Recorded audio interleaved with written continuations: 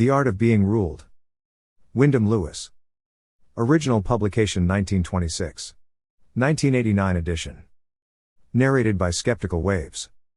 Part 12. The Intellectual. Chapter 6. Mr. Jingle and Mr. Bloom. The lunatic, or the demented, and the child are linked together by psychoanalysis, the link being its dogma of the unconscious.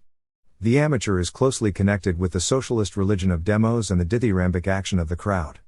The willed sickness of the modern man is connected also with the atmosphere of revolution and threatening chaos. It could even be taken as a measure of precaution against the crowd atmosphere. Renan puts into the mouth of one of his characters in Caliban, "One catches the spirit of the multitude as one catches a fever." Exhausted systems will go safe through the greatest ills, owing to the debility of their constitution, just as enfeebled people resist a poisonous atmosphere better than more robust ones, from having already accustomed themselves to a partial respiration.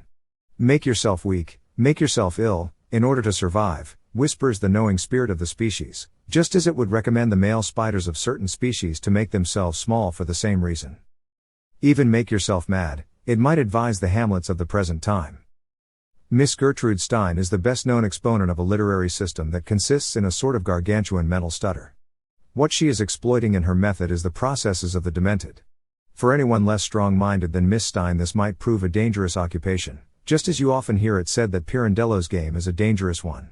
Her art is composed, first, of repetition, which lyricizes her utterances on the same principle as that of the Hebrew poetry. But the repetition is also in the nature of a photograph of the unorganized word dreaming of the mind when not concentrated for some logical functional purpose. Mr. Joyce employed this method with success, not so radically and rather differently, in Ulysses. The thought stream or word stream of his hero's mind was supposed to be photographed. The effect was not unlike the conversation of Mr. Jingle in Pickwick. The reason why you get this Mr. Jingle effect is that, in Ulysses, a considerable degree of naturalism being aimed at, Mr. Joyce had not the freedom of movement possessed by the more ostensibly personal, semi-lyrical, utterances of Miss Stein.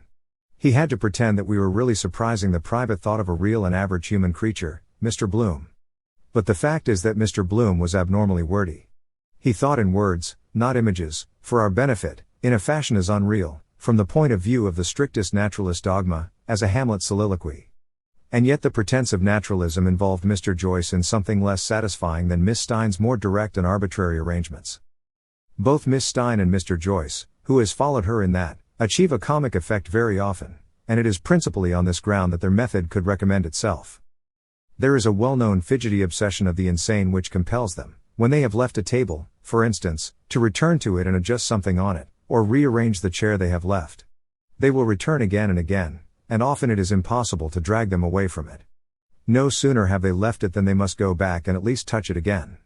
Miss Stein's method resembles this. She goes on fumbling with the same words, repeating them again and again, turning them different ways. The exploitation of madness, of tics, blepharospasms, and eccentricities of the mechanism of the brain, is a thing of a similar order in language to the exploitation of the physical aspect of imbecility in contemporary painting. The acromegalic monsters of Picasso, which gaze at you with the impenetrable dullness of the idiot, are an example of this.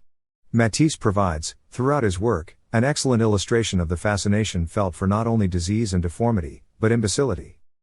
If you contrast for a moment any collection of photographs of pictures by Renaissance masters, you will be struck by the absence of any horror in the descriptive detail of scenes of carnage or martyrdom, the absence of any diseased, squinting, or humanly repellent organisms. In short, the physical health of the Italian Renaissance artists, as, have remarked on another occasion, is what is borne in on you still more if you compare their work with such examples of contemporary work as I have cited. To give an example of the success on the comic side of Miss Stein's writing, the following few lines will convey what I mean. If you hear her snore, it is not before you love her. You love her so that to be her beau is very lovely. She is sweetly there and her curly hair is very lovely. She is my tender sweet and her little feet are stretched out well, which is a treat and very lovely. For Mr. Joyce's use of Miss Stein's method the following passage will suffice. It is of the more genial, Mr. Jingle, order. Provost's house. The Reverend Dr. Salmon, tinned salmon. Well tinned in there. Wouldn't live in it if they paid me. Hope they have liver and bacon today. Nature abhors a vacuum. There he is, the brother. Image of him. Haunting face. Now that's a coincidence. Course hundreds of times you think of a person, etc. Feel better. Burgundy. Good pick-me-up. Who distilled first? Some chap in the blues. Dutch courage. That Kilkenny people in the National Library now I must. Here is Mr. Jingle, from Pickwick, rather short in the waist, ain't it? Like a general postman's coat, queer coats those, made by contract, no measuring, mysterious dispensations of Providence, all the short men get the long coats, all the long men short ones.